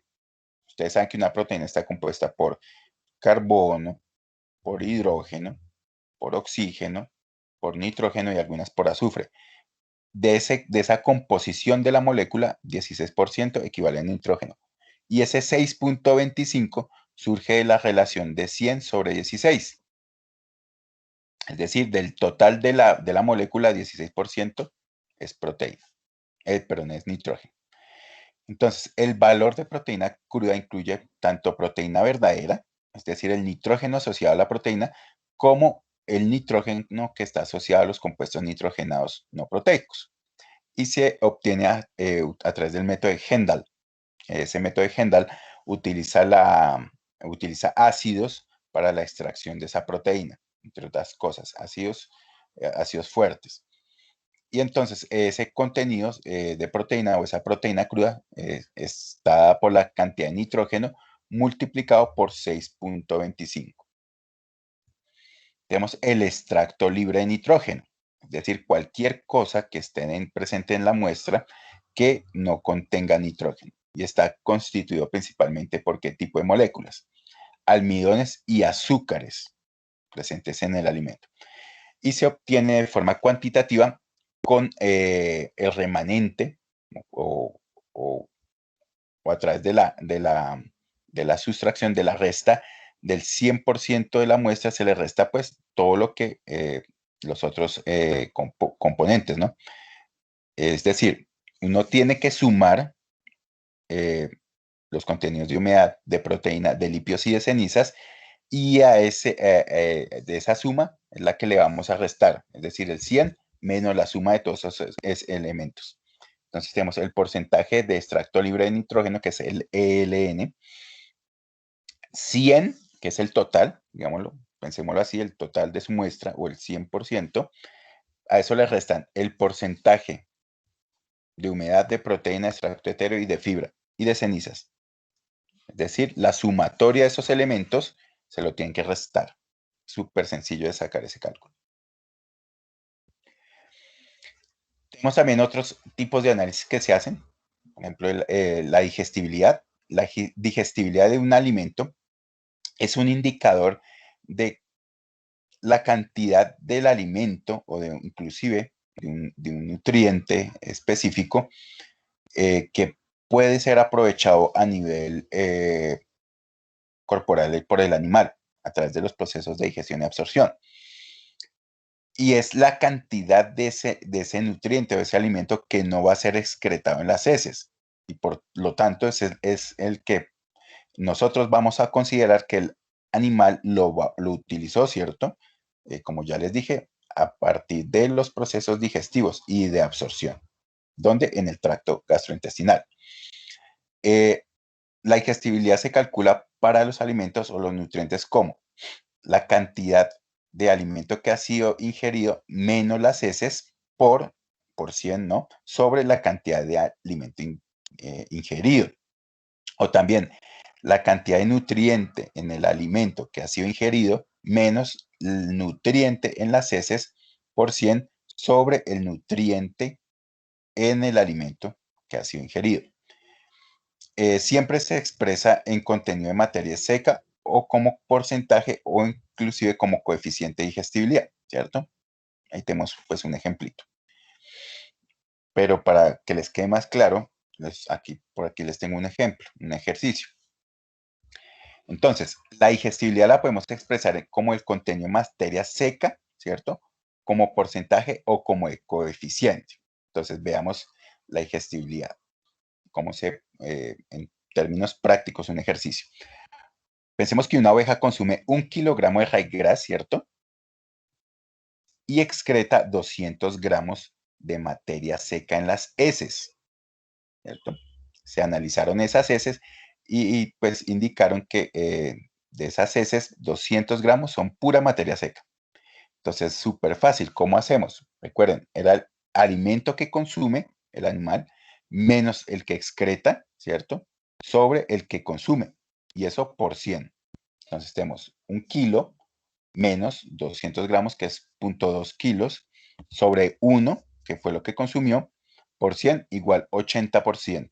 Es decir, digamos, la digestibilidad aparente pues de ese ryegrass es del 80%. Aquí tenemos también otro ejemplo, pero con una vaca. Una vaca consume 10 kilogramos de heno, que a su vez ese heno contiene 8.8 kilogramos de materia seca. Recuerden que por ser un heno tiene un alto contenido de materia seca. Es básicamente pura materia seca. Y en las heces la vaca va a excretar 3.3 kilogramos de materia seca. Entonces tenemos, ¿cuánto fue lo que consumió la vaca? 8.8 kilogramos de materia seca. Ojo, aquí tenemos es que pensar en la cantidad de materia seca, ¿cierto? La vaca comió 8.8 kilogramos de materia seca, ¿cierto? Porque aquí está muy claro. ese heno contiene 8.8 kilogramos de materia seca. ¿Cuánto fue lo que excretó? 3.3 en las heces, ¿cierto? Sobre 8.8, que fue lo que ingirió, por 100, y eso nos da 62.5. ¿Eso qué quiere decir? Que esos 10 kilogramos de heno, que a su vez son 8.8 kilogramos de materia seca, la vaca pudo aprovechar 62.5%, o digamos ese es el porcentaje de digestibilidad de ese heno, 62.5, ¿cierto? Un poquitico más de la mitad lo pudo aprovechar la vaca. El resto, pues, se va a excretar en las heces. Listo. Adicionalmente, hay unos análisis, los análisis de fibra, que fueron análisis o una técnica desarrollada por Peter Van Soest, que es una metodología de análisis para los forrajes, principalmente. Que digamos que al paso del tiempo, digamos, se demostró que esa técnica de análisis de alimentos, de forrajes, inclusive puede ser extrapolada a otros tipos de alimentos, es más precisa en la determinación de la cantidad de fibra cruda comparado con el esquema de Wende. Es decir, el análisis de Van Soest determina de una forma más exacta los contenidos de fibra. Entonces, ese análisis de Van Soest tiene el objetivo, pues, primordial de determinar la fracción fibrosa de los alimentos o de los forrajes, pero inicialmente fue asociada al contenido de fibra de los forrajes que son utilizados en la alimentación de rumiantes. ¿Y por qué? Porque el fundamento teórico es el siguiente. Ustedes saben que las células vegetales, ellas se encuentran rodeadas por una pared celular, ¿cierto? Esa pared celular está formada por carbohidratos estructurales, ¿cierto? Carbohidratos estructurales, ¿cuáles? La celulosa y la hemicelulosa, pero además tienen un polímero que no es un carbohidrato, pero que se encuentra ahí haciendo parte de la fibra, y ese polímero es la lignina. Entonces, las proporciones de esas fracciones son celulosa, hemicelulosa y lignina, y esas se encuentran en cantidades muy variables, ¿cierto? Dependiendo del forraje y de la edad de ese forraje. Pueden ser forrajes tanto de leguminosas como de gramíneas, y de la edad también de esas leguminosas o esas gramíneas. Entonces, según Van Soest, los nutrientes se clasifican en nutrientes disponibles por acción enzimática, es decir, ¿cuáles tenemos ahí? Proteínas, lípidos, carbohidratos, nitrógeno no proteico y ácidos nucleicos. Tenemos también los nutrientes que no son hidrolizados enzimáticamente, pero que pueden ser degradados por microorganismos. Ahí que tenemos pectinas, gomas y galactanos. Tenemos los otros los nutrientes que no son hidrolizados enzimáticamente, pero son degradados parcialmente por los microorganismos. Ahí que tenemos básicamente la fracción fibrosa, la celulosa y la hemicelulosa. Y tenemos los nutrientes que no son degradados ni enzimáticamente ni degradados por los microorganismos. Ahí que tenemos compuestos como la lignina, la cutina, los taninos, la queratina y el almidón que ha sufrido procesos de degradación por calor. Este almidón se vuelve básicamente indigestible. Entonces, la composición de los alimentos para que nosotros ofrecemos al ganado varía mucho principalmente por la etapa de crecimiento y las partes de la planta que le estamos ofreciendo a los animales. En este caso estamos hablando de ganado rumiantes. Y ustedes saben, hay una gran diversidad de forrajes, y esos forrajes, esa composición misma de esos forrajes varía por la fase de crecimiento del forraje, por el mismo forraje y por la planta, por la parte de la planta que estemos ofreciendo. En términos generales, las plantas jóvenes relativamente son altas en proteína, poseen poca fibra y digamos que debido a la alta digestibilidad, el valor nutritivo de la materia seca es relativamente alto. Pero ojo, esas plantas jóvenes tienen un mayor contenido de humedad, por lo tanto, su contenido de materia seca es relativamente bajo. Por otro lado, la planta madura disminuye obviamente la humedad en comparación con una planta joven, es decir, tiene menos humedad, mayor contenido de materia seca, ¿cierto? Pero el valor nutritivo muchas veces puede ser bajo, dependiendo si esa planta ya es muy madura. Pero digamos lo que el valor nutritivo es relativamente alto por el aumento de los nutrientes de reserva, por ejemplo, el almidón. La digestibilidad de ese forraje en un momento dado puede disminuir por el aumento de la fibra, pero principalmente por el aumento de la fibra ligada a la lignina. Básicamente la lignina porque es un elemento que es indigestible, ni por acción enzimática ni por acción de los microorganismos. Listo. Aquí en este cuadro, para que a ustedes les quede claro, el valor nutritivo de un forraje, de una gramínea.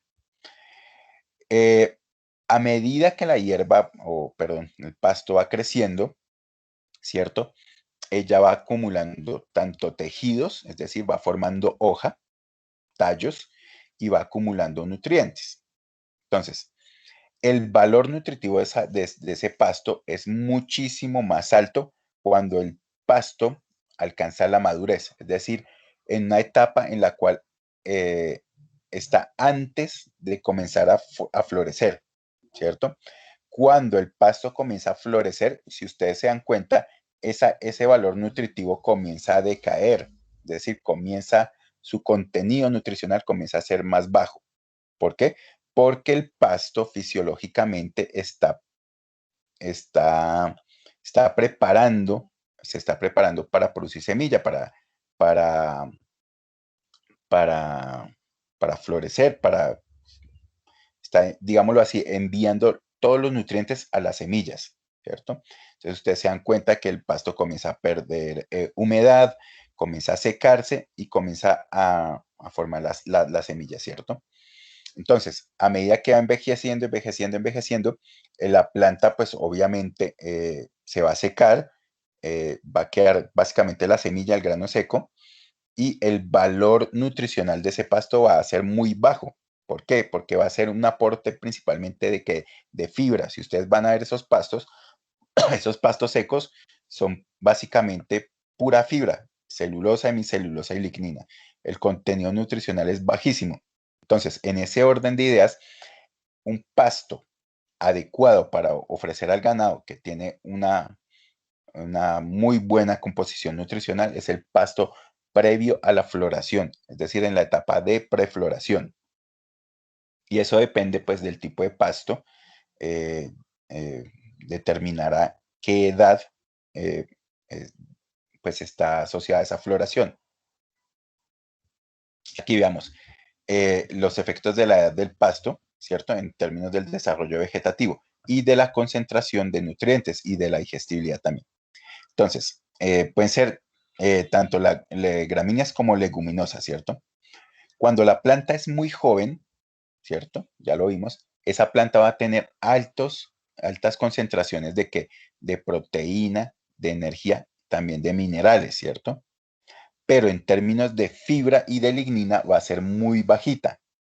A medida que la planta va madurando, digámoslo así, cuando está en la etapa de prebotón, de prefloración, que es la etapa que yo les digo que es muy buena para ofrecer a los animales, si bien bajan los contenidos de proteína, energía, de minerales, va a aumentar el contenido de fibra y lignina. Entonces hay un valor, digamos, hay un balance de nutrientes. Entonces ahí podemos decir que es una etapa muy buena para empezar a ofrecérsela a los animales por su contenido nutricional. Inclusive entre la etapa de botón o prebotón y la de panoja, cuando ya forma, digamos, por ejemplo, en el caso del maíz, cuando ya empieza a formar la mazorca, ¿cierto? O en el caso de de los pastos cuando ellos comienzan a formar su panoja, ¿no? Cuando empiezan a formar su inflorescencia. ¿Y por qué será nutricionalmente bueno? Porque, como les digo, hay un equilibrio. Ha bajado un poquitico la cantidad de proteína, de energía, de minerales, pero ha aumentado la cantidad de fibra. Que la fibra, ustedes saben que es muy importante para el rumiante. Ya cuando el pasto está muy maduro, digámoslo así, es un pasto que aporta básicamente que pura lignina, pura fibra, ¿cierto? Tiene muy poco tejido, digamos, asociado a las hojas, tejido vegetal asociado a las hojas. Principalmente es que puro tallos secos. Las hojas básicamente se han secado todas y queda pues el tallo. Es una fase en la cual pues el pasto está con sus flores, está generando semillas. El contenido de proteína es bajísimo, el contenido de energía es bajo, de minerales también, pero el contenido de fibras es muy alto. Y ustedes saben que los rumiantes pueden aprovechar esa fibra como una fuente energética, ¿cierto? Ahora veamos en términos de materia seca, en cantidad de materia seca, por ejemplo, en toneladas por hectárea, y la digestibilidad y los rendimientos, y también el consumo. Entonces, ahora vamos a ver. Plantas jóvenes, ¿cierto? En términos de materia seca, ustedes saben que las plantas jóvenes, ellas son básicamente que pura agua, ¿cierto? Ellas tienen un alto contenido de humedad. Por lo tanto, su cantidad de materia seca va a ser muy bajita, ¿cierto? Pero sus índices de digestibilidad son muy altos. Asimismo, sus índices de consumo. Es decir, los animales pueden consumir mucho pasto joven, mucho pasto con alto contenido de humedad. ¿Por qué será eso? Porque ellos necesitan cubrir ese aporte de materia seca. Pero como el forraje tiene tan poquita materia seca, deben consumir mucho forraje para poder garantizar que van a consumir la cantidad de materia seca que ellos necesitan. En términos de digestibilidad, ya les dije, la digestibilidad es muy alta porque tienen bajo contenido de fibra. Entonces, a medida que el pasto o el forraje va madurando, si bien al inicio la producción de materia seca, la cantidad de forraje que hay es muy bajita, a medida que la planta va madura, va aumentando esa cantidad de materia seca, de producción de forraje. ¿Por qué? Porque la planta va formando tejidos vegetales, ¿cierto? Y a medida pues que va envejeciendo, va disminuyendo su contenido de humedad y va aumentando su contenido en materia seca. Pero ¿qué pasa, por ejemplo, con el consumo y la digestibilidad? Si bien el rendimiento aumenta, la cantidad, los coeficientes de digestibilidad van disminuyendo. ¿Por qué? Por la presencia de las fibras, el aumento de las fibras y de la lignina. Y eso también inhibe el consumo.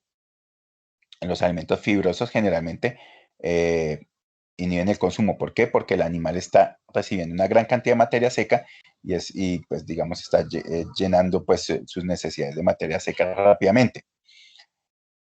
Los rendimientos obviamente van a aumentar por la mayor cantidad de tejido vegetal y entonces es una relación inversa en términos de rendimiento, de digestibilidad y de consumo. A medida que la planta envejece, va a aumentar en rendimiento, sí, en producción vegetativa o producción de material vegetal, pero en términos del animal, en términos de su digestibilidad y consumo de ese alimento, va a disminuir. Entonces, si tienen alguna pregunta en términos de estas gráficas, por favor, me la pueden hacer o quedó más o menos claro.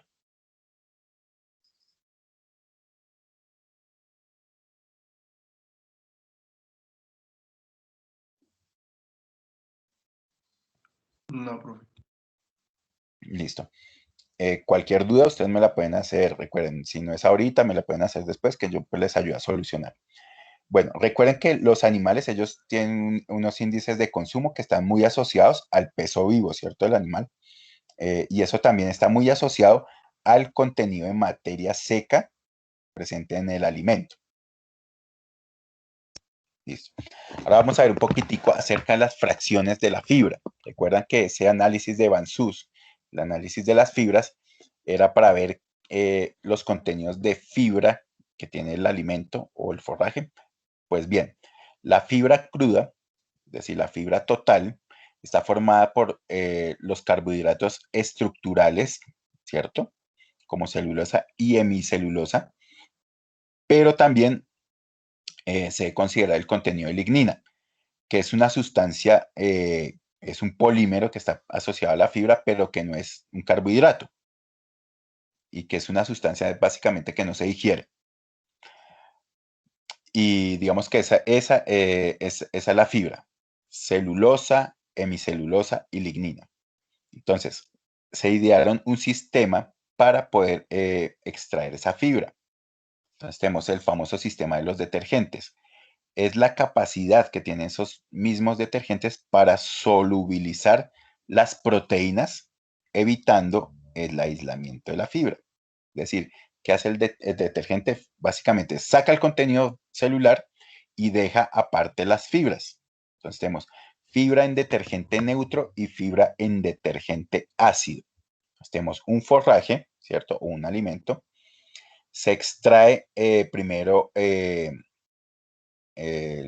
contenido celular, ¿cierto? A través de la utilización de un detergente neutro, que es el sulfato lauril de sodio, ¿cierto? Y eso por 1 hora. Ahí que obtenemos fibra en detergente neutro, es decir, la primera fibra, que está asociada a la pared celular, celulosa, hemicelulosa y lignina. Posteriormente se hace la utilización del detergente ácido, 1 hora con detergente ácido, que es el bromuro, perdón, el bromuro trimetilcetilamonio. Y esto, pues en un medio ácido, en ácido sulfúrico, uno normal. ¿Para qué? Para sacar la hemicelulosa. Entonces nos queda la fibra en detergente ácido, que para poder extraer esa fracción, pues, para poderla dividir en celulosa y en lignina, utilizamos permanganato de potasio para extracción de celulosa y ácido sulfúrico al 72% para la extracción de la lignina. ¿Cierto? Vamos a ver un poquito más a fondo esto. Entonces, siempre vamos a tener una muestra, ¿cierto? De alimento o de forraje. Primero, que vamos a hacer el detergente neutro, la FDN, que nos va a liberar el contenido celular, es decir, los carbohidratos no estructurales, la proteína, los ácidos nucleicos, los lípidos. Posteriormente viene la fibra en detergente ácido. ¿Para qué? Para extraer la hemicelulosa, ¿cierto? Entonces, FDA, fibra en detergente ácido, con el permanganato de potasio extraemos la lignina y tenemos celulosa con la cutina y los minerales. Con el ácido sulfúrico al 72% extraemos la celulosa y nos va a quedar ¿qué? Cutina y minerales, ¿cierto? A través de un proceso de incineración podemos sacar aparte los minerales. Es decir, liberamos la cutina y nos quedarían los minerales. Pero digamos, básicamente ese es el análisis de Van Sust. Y lo que nos importa aquí es que ustedes les queden claro, o lo que me importa a mí es que ustedes les queden claro las dos fracciones de fibra que se pueden encontrar y a qué corresponde cada una de ellas. Entonces, aquí vemos la célula vegetal, ¿cierto? La célula vegetal está formada por, digamos, una membrana, pero una pared celular, ¿cierto? Que esa pared celular es donde tenemos las fibras, ¿cierto? Tenemos una pared celular primaria y una pared celular secundaria. En el contenido celular, nosotros ¿qué vamos a tener? Azúcares solubles, azúcares de alta solubilidad. Es lo mismo que los carbohidratos no estructurales. Los que hacen parte de la pared celular son los carbohidratos estructurales. Los que hacen parte del contenido celular son los carbohidratos no estructurales. Pero aparte de eso, ¿qué tenemos? Tenemos proteínas, tenemos lípidos, también almidón, ¿cierto? Y pectinas. Entonces, vámonos ahora con la parte de la pared. La pared es la que está constituida por los carbohidratos estructurales. Quiero que se les grabe eso. Entonces, en la pared primaria, ¿qué tenemos? Básicamente, ¿qué tenemos? Tenemos celulosa. y en la pared secundaria tenemos hemicelulosa. Y digamos que asociada a esas dos fracciones fibrosas tenemos la lignina, ¿cierto? Entonces, cuando se hace fibra en detergente neutro, cuando se hace la extracción a través de la fibra en detergente neutro, vamos a considerar hemicelulosa, celulosa y lignina. Quiero que se les grabe eso. Fibra en detergente neutro que me considera hemicelulosa, celulosa y lignina. Cuando hacemos fibra en detergente ácido, ¿qué me considera? Únicamente celulosa y la lignina. ¿Listo? Entonces, fibra insoluble en detergente neutro, es decir, la FDN. Es la porción de la muestra, ya sea de un forraje, inclusive de un ingrediente, que es insoluble en un detergente neutro. Y está básicamente conformada por ¿qué? Quiero que se les grabe celulosa, hemicelulosa y lignina, pero también hay sílice. Y se nombra como, digamos que se conoce comúnmente como la fracción de pared celular, porque como estamos viendo, estamos considerando tanto la pared primaria como la pared secundaria, ¿cierto? Entonces es la fracción de pared celular. Fibra en detergente neutro. Es la medición de la hemicelulosa, celulosa y lignina representada en toda la fracción fibrosa del forraje. Esos compuestos representan la pared celular de los forrajes, ¿cierto? Y se denominan como carbohidratos estructurales. Recuerden eso, carbohidratos estructurales. El contenido de esa fibra en detergente neutro, ya sea de las dietas o de los forrajes, de los alimentos, se correlaciona digamos, de una forma negativa con el consumo de alimento. Ya lo vimos. A mayores concentraciones de fibra, hay una disminución del consumo de alimento, ¿cierto? En ese caso, pues la fibra en exceso, esa fibra de detergente neutro en exceso, va a determinar un menor consumo de alimento por parte de los animales, ¿cierto? Es decir, nos va a determinar que en un momento dado podemos tener forrajes altamente fibrosos, altamente lignificados. En ese caso, pongamos un ejemplo, un heno, una paja es un forraje con un alto contenido en fibra en detergente neutro, ¿cierto? Entonces, esos forrajes van a tener altas cantidades de carbohidratos estructurales. Y pues digamos que ese aporte excesivo de fibra va a limitar el consumo de materia seca por parte del animal, ¿cierto? Entonces ahí tenemos la fibra en detergente neutro. Fibra insoluble en detergente ácido. Es la fracción, digamos, de esa pared celular del forraje que está, digamos, más incluida en los resultados del laboratorio. Entonces ahí, ¿en qué incluye? Nos incluye la celulosa, la lignina y también, pues, digamos, una partecita de silicio. Esta fibra en detergente ácido, digamos, es la forma de cuantificar la celulosa y la lignina, ¿cierto? A medida que el contenido de lignina va aumentando en un forraje, la digestibilidad de esa celulosa tiende a disminuir. ¿Por qué?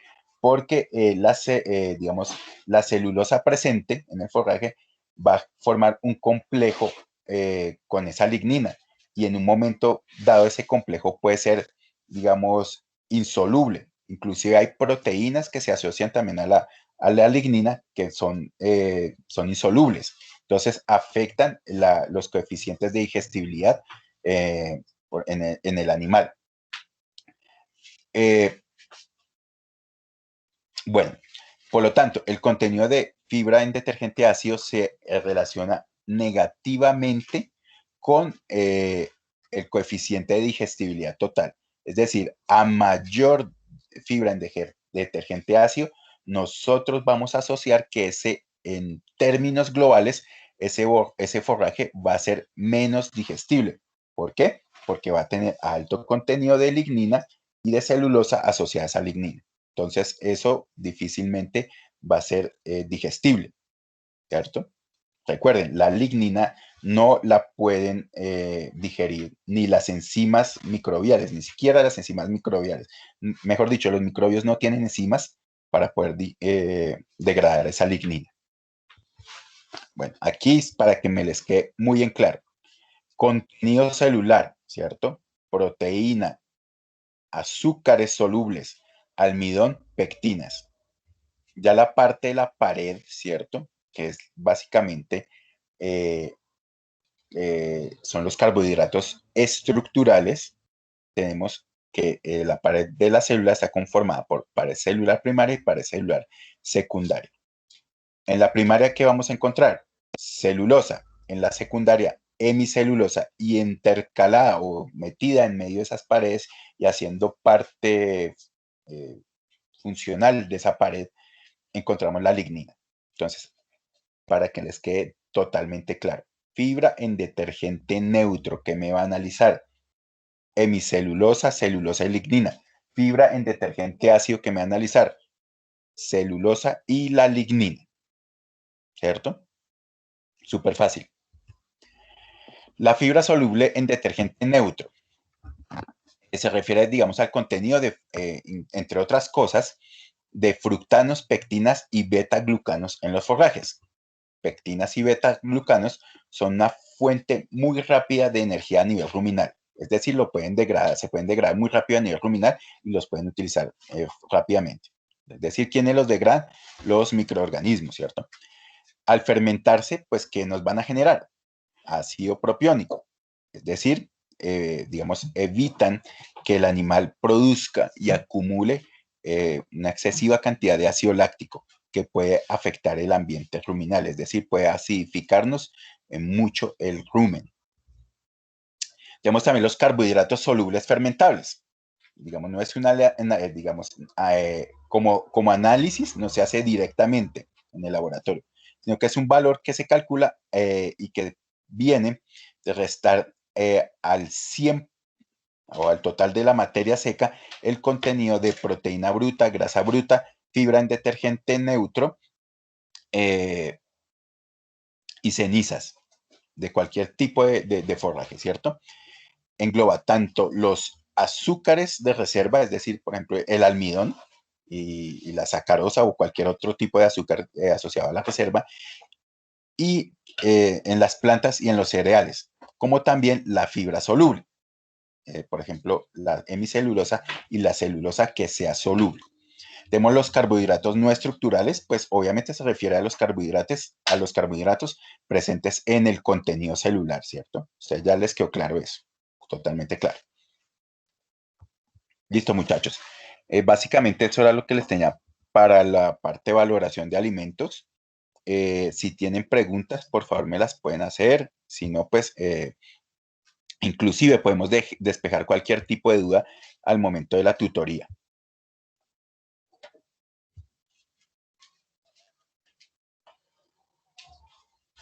Dudas, comentarios, sugerencias.